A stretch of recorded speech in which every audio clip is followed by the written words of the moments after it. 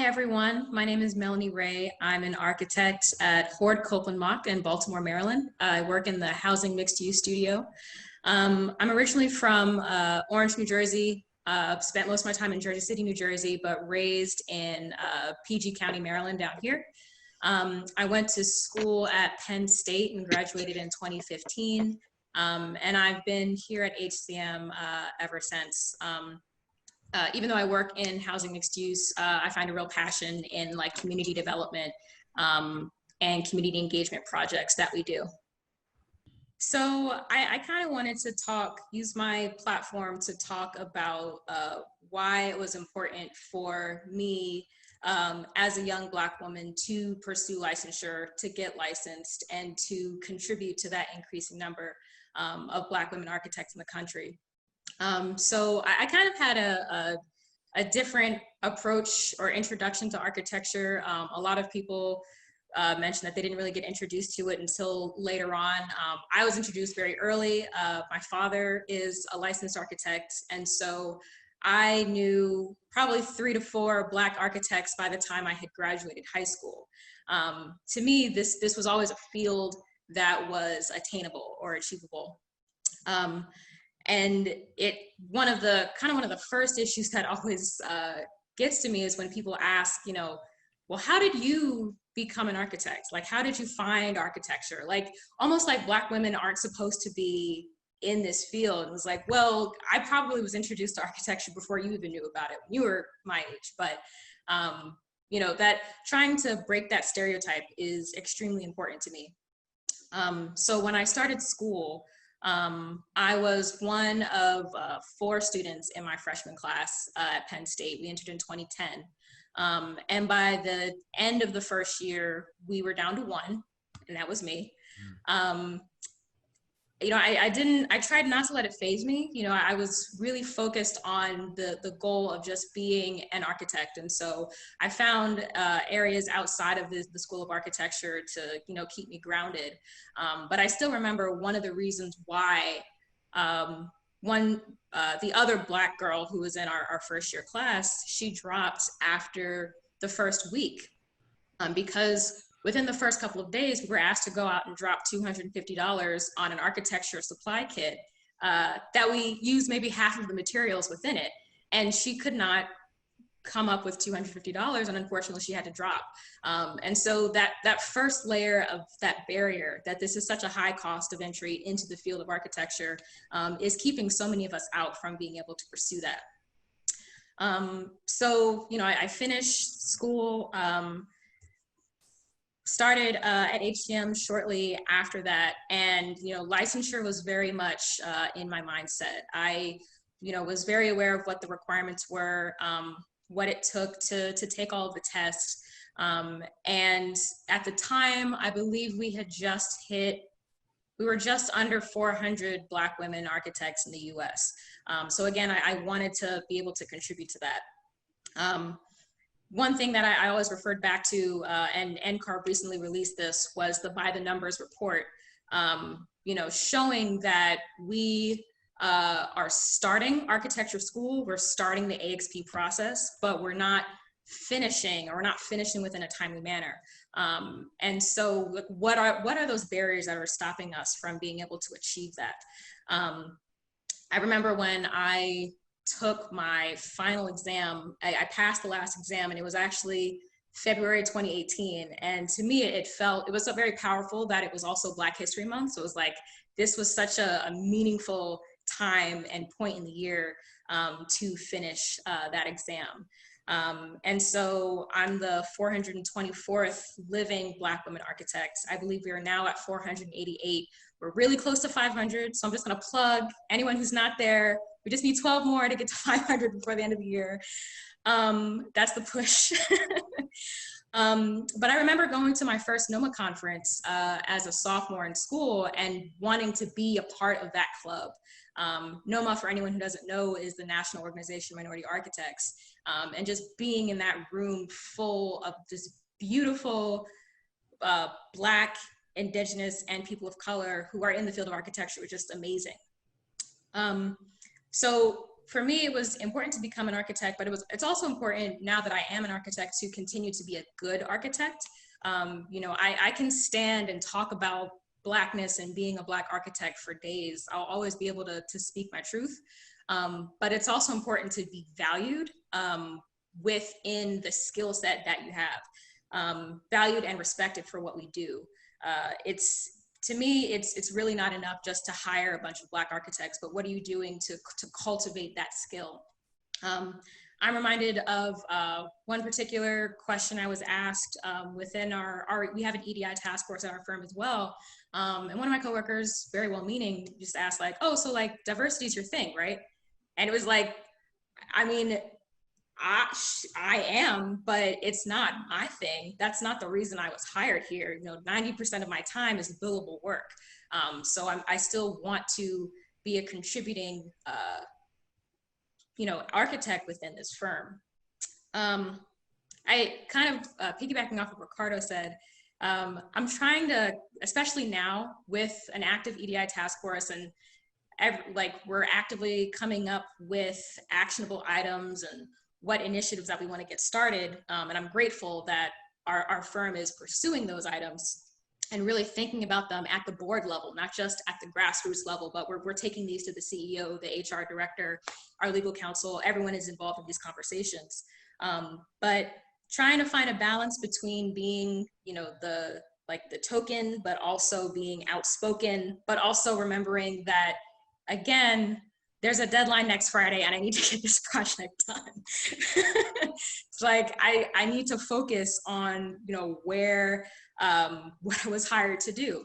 And so what I would really like to look forward to, you know, not just for my firm, but other firms of our size is to really start to bring on a designated person who focuses on these issues full time, that it's not something that we're trying to find in our spare time when we can, but if it's really something that we're passionate about, you know, this is something that it's constantly brought up at board meetings and studio leadership meetings, that because of the demographics, there's no one like us sitting at that table right now.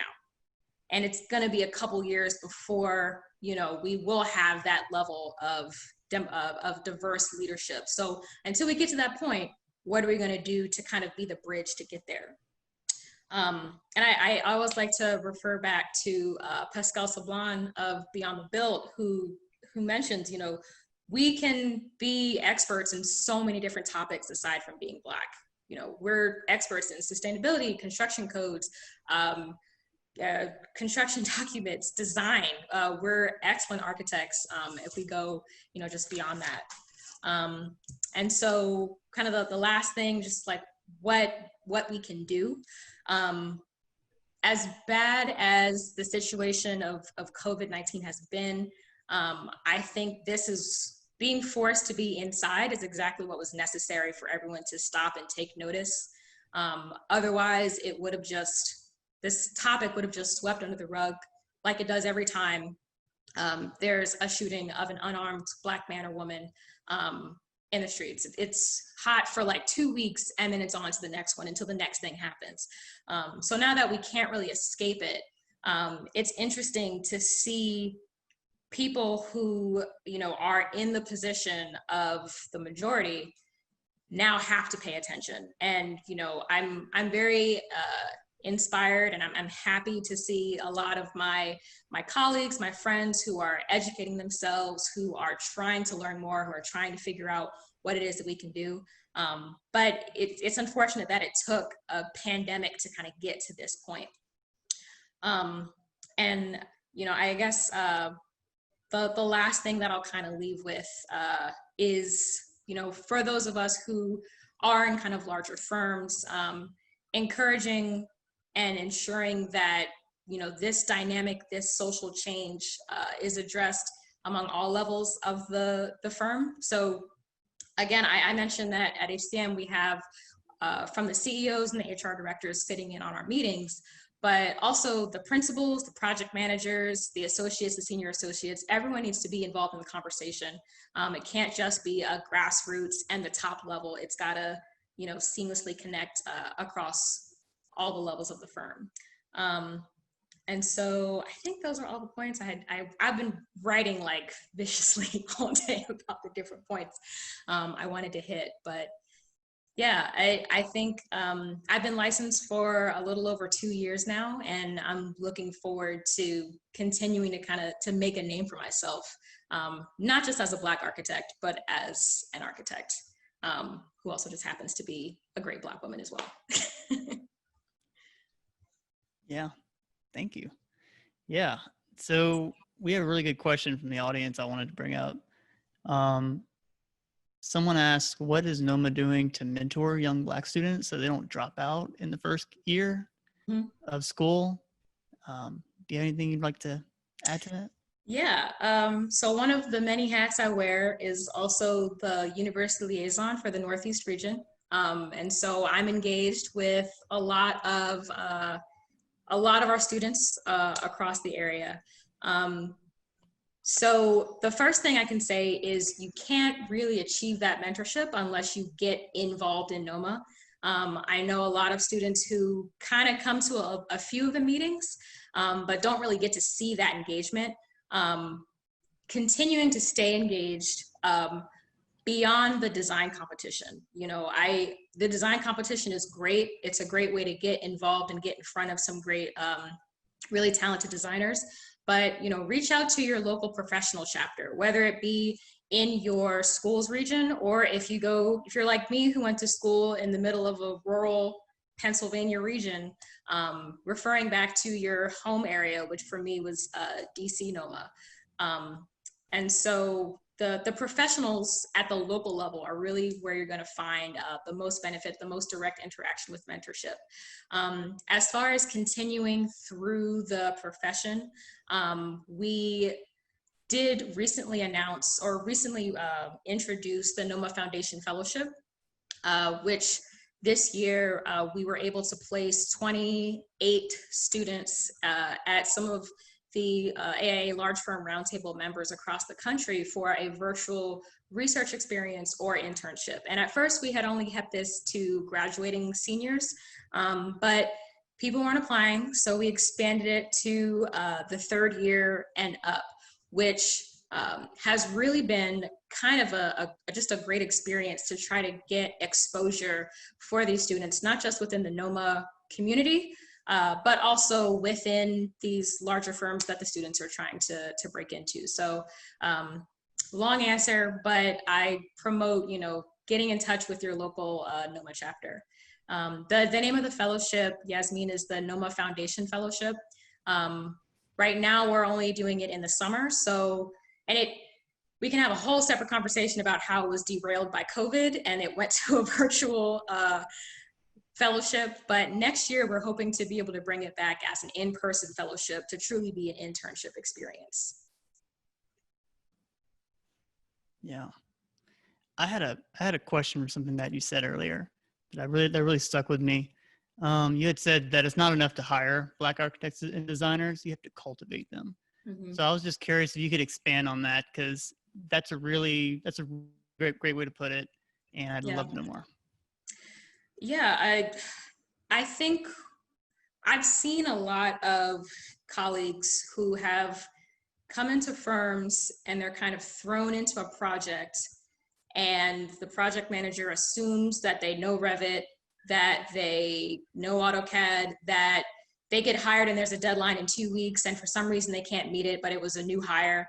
And because of, I don't know if it's just being held to a higher standard or a lower standard, and they feel like they can't meet that, automatically it's assumed that they cannot achieve more, and so they have to go. And then when that particular hire does not work out, the whole demographic is ruined. We can't hire another Black man because that one we hired 2 years ago didn't make it. And so whether it's like taking them aside and just continuing to mentor them, just like you would any person who looks like you, it doesn't have to be a Black person in a higher position at the firm. It could be anybody, just realizing that, they need some guidance. We're all coming out of school with no work experience or minimal work experience. Some of us have had internships, some of us have not. And even with those internships, it's been very limited exposure to like working, for example, in a Revit model within a professional setting. So I think just understanding that not only are there, there's a little bit more guidance that needs to come into play for students who are coming out of school, as they transition into the professional setting, but also that everyone's situations are different. I had one friend who, unfortunately, things did not work out with the firm, but they wanted her to work all these late hours, and no one, spent the time to figure that out and see why it was that she wasn't making the deadlines. And so being able to ask those questions and reach out and care, about each individual person really goes a long way. And so for me, I make it a habit to, not just interact with my project manager directly, but like my studio leader, my CEO, like I'm reaching out and I'm talking to everybody within my firm, because I know that I can learn from everybody within that practice. Yep. Awesome. Yeah, no, that's great. Did anyone like to add anything else to that? We have 4 minutes.